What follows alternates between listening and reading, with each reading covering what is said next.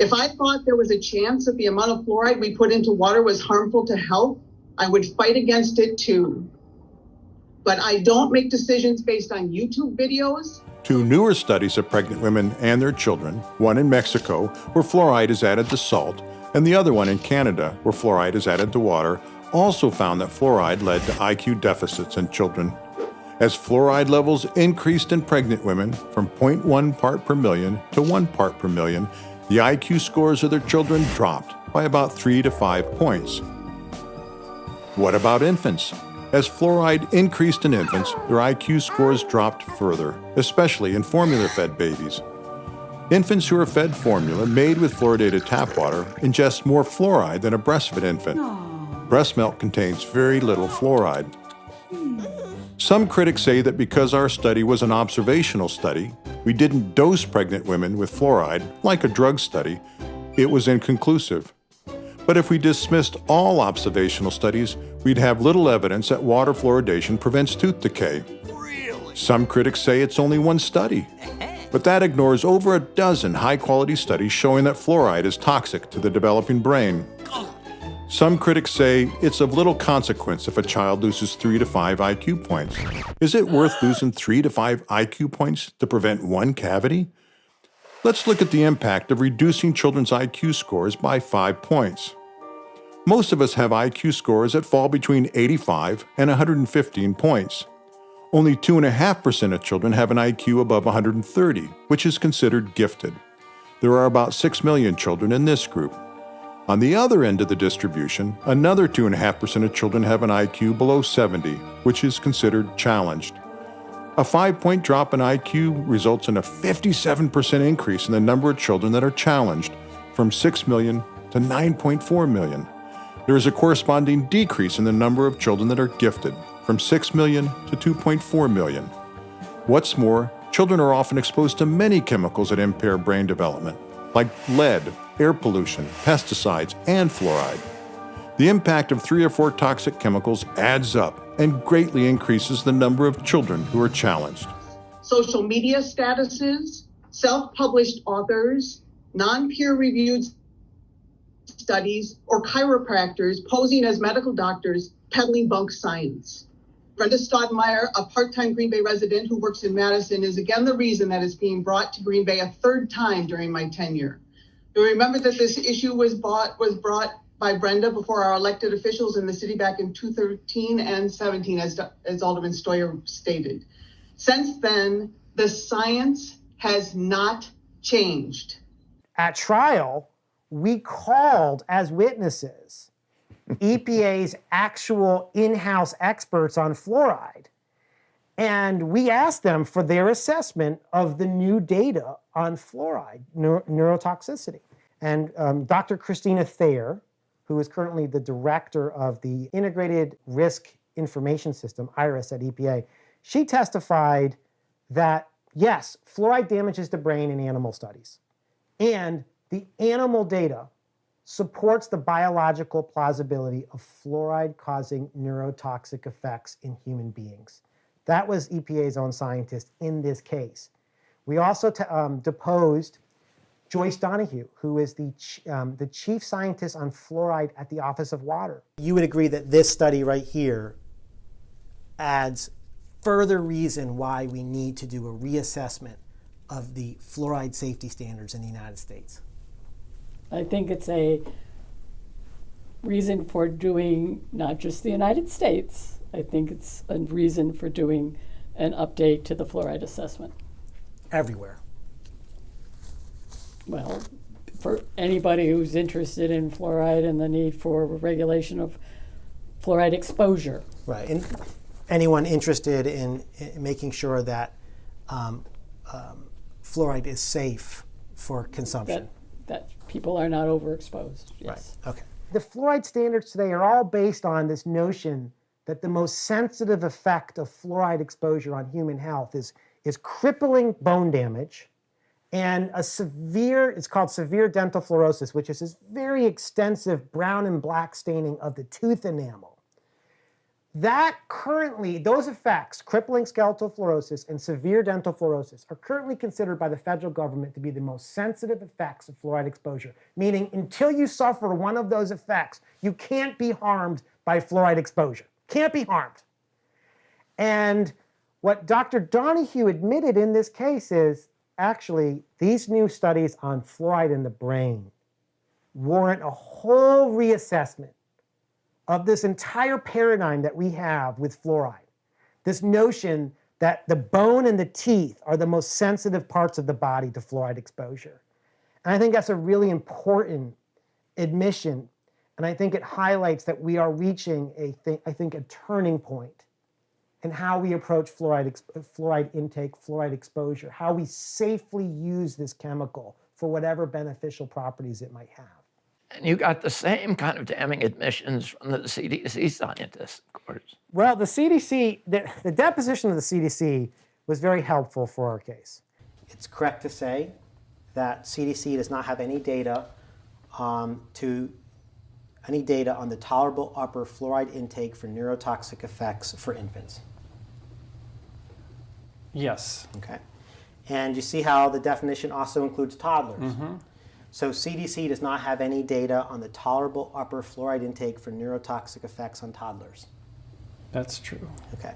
And you see how the definition also includes children? Yes. So CDC does not have any data on the tolerable upper fluoride intake for neurotoxic effects on children. Right. As stated in our response to the issue on 10 and 11, we don't conduct research ourselves related to tolerable upper fluoride intake. Again, that's under the jurisdiction of EPA's drinking water, and they set maximum and minimum containment levels about notifying people when levels are exceeded. Okay. And CDC, as you sit here today, is not aware of any data in the published literature that would define the tolerable upper fluoride intake for neurotoxic effects on children, for children.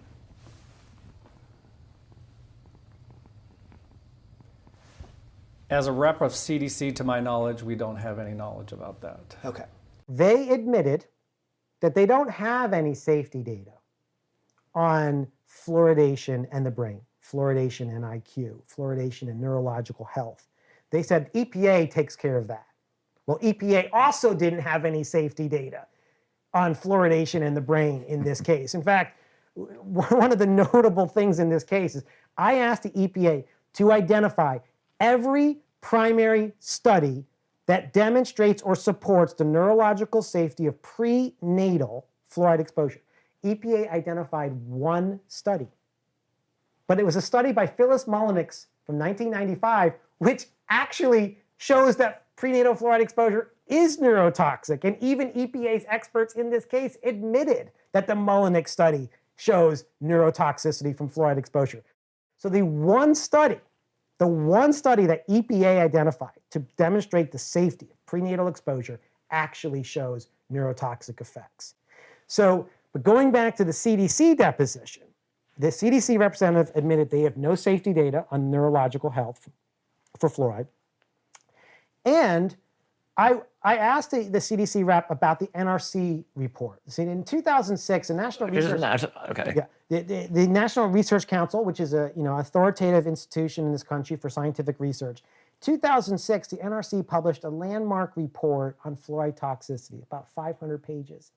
And that report really is what got the scientific community interested in this notion of fluoride neurotoxicity. And the NRC called on the scientific community to do more research, more studies to better understand how fluoride may be affecting the brain at lower levels, such as we add to water. Based on the concerns that the NRC was expressing here, both in the neurotoxicity review and the endocrine review, there were some big potential problems from fluoride exposure that needed to be investigated, right? I would agree with you there. Okay. The NRC looked at this new animal data, this new toxicologic data, which was consistently finding that animals exposed to fluoride have damage in the brain, various neurochemical and anatomical effects. And the NRC concluded that fluoride does damage the brain in animal studies.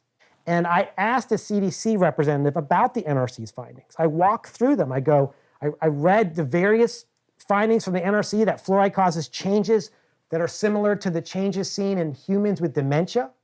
And I asked them, does the CDC agree with this finding? And you see the next highlighted portion in that paragraph? I do.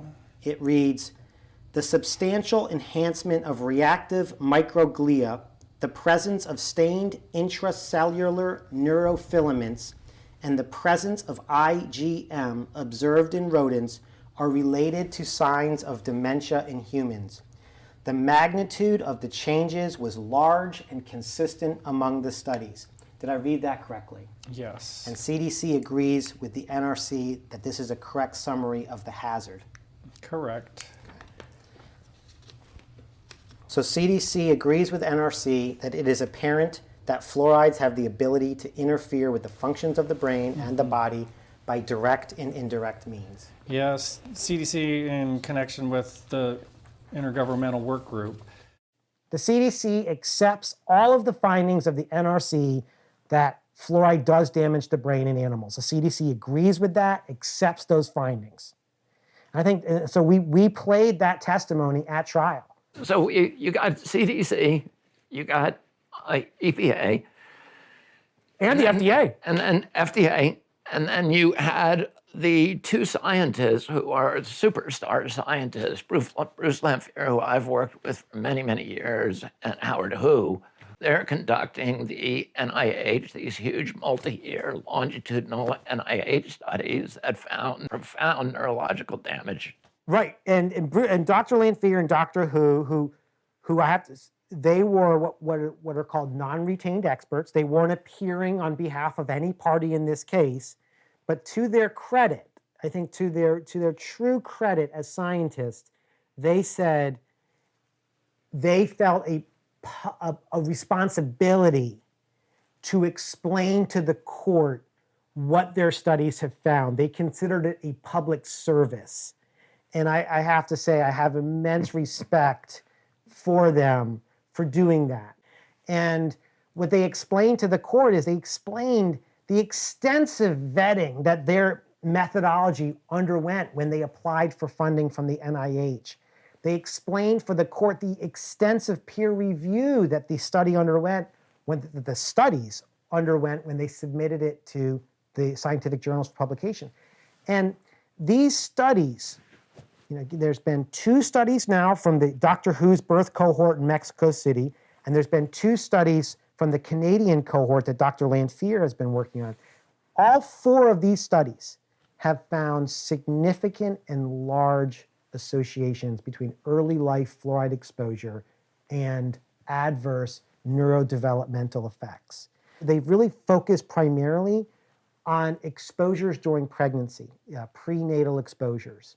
These aren't high, they're not looking at high levels. These studies are not dealing with high levels of fluoride exposure.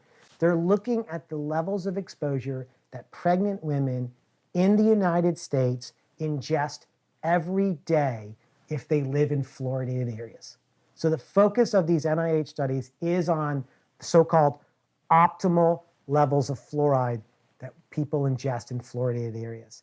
And they are finding significant and large effects on IQ. In fact, Dr. Lanphier and Dr. Who are both experts on lead and IQ. Both Dr. Hu and Lanphier have done seminal research on lead and IQ. They testified in this case that the impact of fluoride on IQ is in the same range as the impact of lead on IQ. So I think what we are seeing today, and I argued, this is one of the arguments I made in this case, that this the situation today with fluoridated water and brain development is analogous to what we once saw with leaded gasoline and brain development.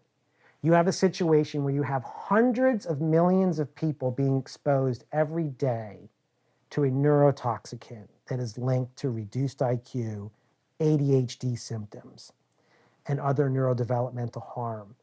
And I think it's a very serious situation that really requires a rethink about how we use fluoride.